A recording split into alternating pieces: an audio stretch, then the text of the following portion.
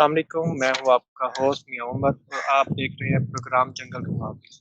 आज हमारे साथ जंगल के मुहाफ़िज़ मौजूद हैं बर्मी कोहली, जिनका ताल्लुक बदीन से है और आप सिंध कोहली इत्तेहाद लेडीज़ विंग की प्रेज़िडेंट हैं।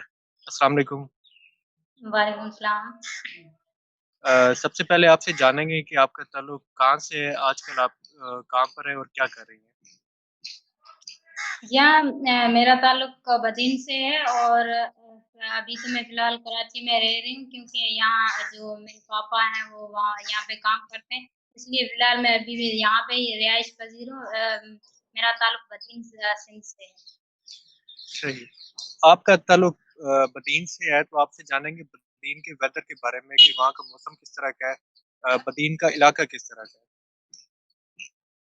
या सर बदरी का जो अभी तो मौसम है वो तो आपको पता है कि सर्दियों के हवाले से सर्द मौसम है लेकिन वहाँ पे जो है गर्मियों के टाइम पे जो है सबसे ज़्यादा गर्मी जो होती है वो बदीन में है क्योंकि वहाँ पे पानी की भी कमी होने की वजह से वहाँ पे बहुत सी मुश्किलातें हैं जिसकी वजह से वहाँ के जो लोग हैं वो काफ़ी परेशान रहते हैं। सही। आपके ख़्याल में बदीन में सब्ज़ा मुकम्मल है जितना होना चाहिए एक शहर में उतना है या उस हिसाब से वहाँ पे सब्ज़ा कम है? जिस हिसाब से तो दूसरे शहरों में होता है, तो इस हिसाब से तो सब्ज़ा कम है, लेकिन फिर भी अब जो है लोग वो सब्ज़ाकारी ज़्यादा कर रहे हैं। अपनी मदद आप के तहत जो कि रोडों पे या घरों में सब्ज़ाज़ारी खुद शौक से करते हैं, जो वहाँ के बदीन के लोग हैं। आपने भी ज़िंदगी में कोई पेड़ लगाए अब तक? जी हाँ, मैंने बचपन में जब मैं छोटी थी तो मैंने एक अनार का दरख़्त लगाया था जो कि मैंने खा के खुद दाने लगाए थे। तो उसमें जो पेड़ बना था उसमें अनार हुए थे, वो भी उसके फ्रूट्स भी मैंने खाए थे। लेकिन अब हम वहाँ नहीं रह रहे हैं तो हम वहाँ छोड़ के आ गए हैं। तो यही मेरी बेहतरीन याद है सबसे ज़िंदगी की, मैंने वही पेड़ लगाए हैं। सही। तो कोई आपका आपको याद है बचपन की आपकी कोई याद हो दरख्तों के साथ किसी दरख्त के नीचे आप बैठ के खेलते हो या वहाँ पे आपने कोई झूला अपना लगाया हो?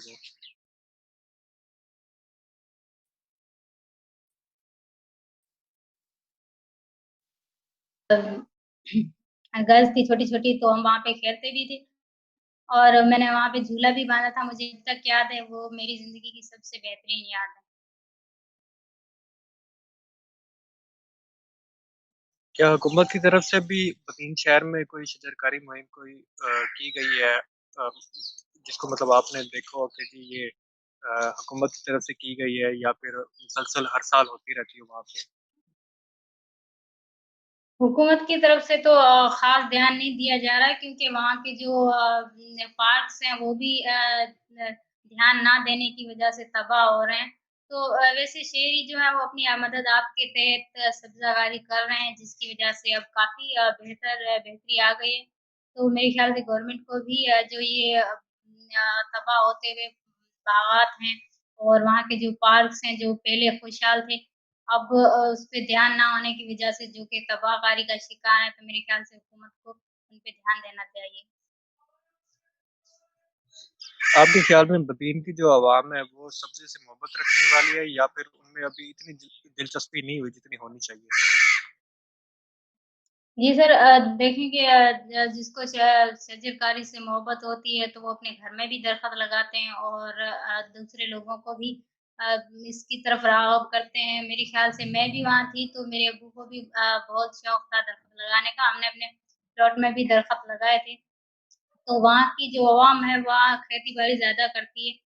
तो मेरे ख़्याल से वहाँ पे जो सब्ज़कारी है वो वहाँ पे ध्यान कम दिया जाता है क्योंकि वहाँ पे काम में ही इतने लोग मसरूफ़ होते हैं, क्योंकि उनके पास इतना टाइम ही नहीं बचता है कि वो कोई ऐसा काम करें।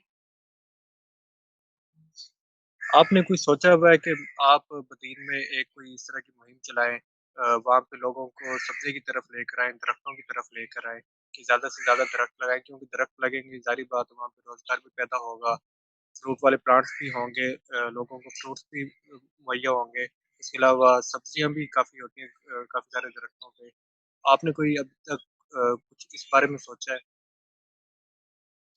जी हाँ सर, बंदा सोच-सोच के तो कुछ नहीं कर सकता। अब मैं कुछ अमली काम करना चाहती हूँ कि उनको वहाँ के जाके अवेयरनेस दूँ और उनको समझाऊँ और उनको गाइड करूँ ताकि वो भी सब्ज़ाकारी की तरफ राग़िब हो सकें। और सब्ज़ाकारी की वजह से बहुत से फ़ायदे होते हैं, सेहत भी ठीक रहती है और वहाँ की जो सब्ज़ाकारी की वजह से हवा भी साफ़ होती है, जिसकी वजह अगर आब-हवा साफ़ हो, तो बहुत सी बीमारियों से भी बचा जा सकता है। आपके अलावा और किस-किस को शौक है घर में दरख्तों का? जी हाँ, सबसे ज़्यादा मुझे और मेरे फ़ादर को शौक है सब्ज़ाकारी का और उनको मेरे से भी ज़्यादा मेरे फ़ादर को शौक है, उनको सब्ज़ाकारी का हद से ज़्यादा ही शौक है। हिंदू मज़हब में दरख्तों की क्या अहमियत है? उसके बारे में थोड़ा-सा हमें बताइएगा। हिंदू मज़हब में जो कि देखेंगे जैसे कि हर दरख़्त की अपनी अहमियत होती है, अपनी इम्पोर्टेंट होती है, तो हिंदू रिलीजन में सबसे ज़्यादा जो इम्पोर्टेंट होती है वो है तुलसी का पेड़ होता है जो कि उनको हिंदू मज़हब के मुताबिक जो लेडीज़ हैं वो व्रत भी रखती हैं जब अपने शौहर के लंबी उम्र के लिए दुआ करती हैं तो उन पेड़ की पूजा की जाती है जिसका नाम तुलसी है।